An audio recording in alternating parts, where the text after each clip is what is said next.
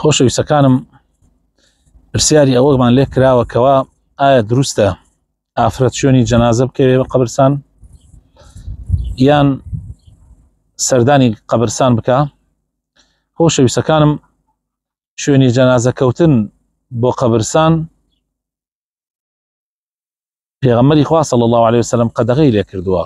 قەدەغەی کردووە لە ئافرەتان شوێنی جەنازە بکەون بۆ قەبرستان، بەڵام وەکو ئەو سەحابە ئافرەتە ئەفەرمێ ئێمە قەدەغەمان لێ کرا شوێنی جەنازە بکەوین بۆ قەبرستان، بەڵام وەلەم یعزەم عەلەینا، بەڵام حرامیش نەکرا لەسەرمان.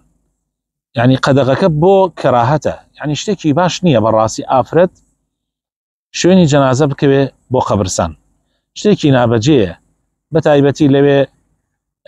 ئافرەت بە سۆزە و عاتیفەی ئافرەت تەحەمولی بڕێشت ناکات، لەوێ گریانێکی زۆر و لە بەردەم پیاوی خەڵکا و لە بەردەم خەڵکی غەریبە شتێکی جوان نییە بەڕاستی. بۆیە نەسیحەتی منیش بۆ خوشکان ئەوەیە کە شوێنی جەنازە نەکەون، نەسیحەتم بۆ پیاوان ئەوەیە نێڵن ئافرەتەکانیان شوێنی جەنازە بکەوێ بە قەدەری توانە. سەردانی ئافرەت بۆ قەبرستان ئێمە بەگشتی لە ئیسلامە قەدەغەمان لێ کراوە لە سەرەتاوە کاتێک کە عەقیدەی تەوحید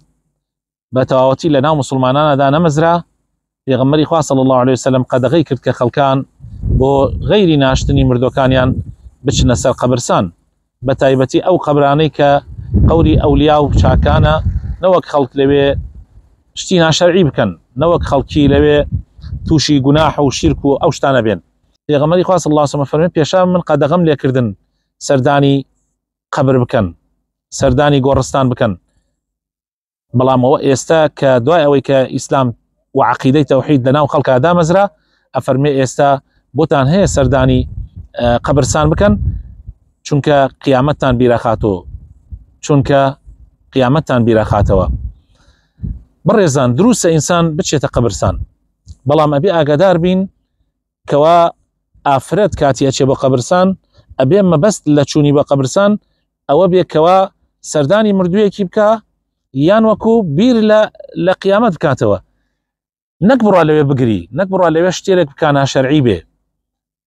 لەبەر ئەوە تەماشاکەی بۆ ئافرەت تۆزێ مەسەلەکە توندە، هەتا هەندێک لە عولەما لە حەنابیلە حرامێکن کە ئافرەت بچێتە سەر قەبرستان، هەندێک لە حەنابیلە حرامێکن ئافرەت بچێتە سەر قەبرستان و ئەڵێن ئەو ڕێگە پێدانە تەنها بە پیاوان ڕێک دراوە، بە ئافرەتان ڕێگە نەدراوە. بەڵام لەلای ئێمە لەلای ئیمامی شافعی ڕێگەکە بەعام دراوە، بەڵام ئافرەتە بێ ئاگای لە خۆی بێ. پێغەمبەری خوا صلی الله عليه وسلم فەرمێ لعن الله الزوارات القبور، لعنەتی خوا لەو ئافرەتانەی کە زیاد لە حەد سەردانی قەبرستانەکەن و لەوێ هەندێک شتی ناشەرعیەکەن. لەبەرەوە ئافرەتە بێ ئاگای لە خۆی بێ، وەس چوون بۆ قەبرستان ئەو مەجالە بە پیاو دراوە، ئەو مەجالە بە ئافرەت کەمتر دراوە، و ئەگەریش چوون ئەبێ وریای شتێکی وریا بن کە شتی ناشەرعی نەکەن، ئەبێ ئاگایان لە خۆیان بێ کە شتی ناشەرعی نەکەن. والله ئەعلەم.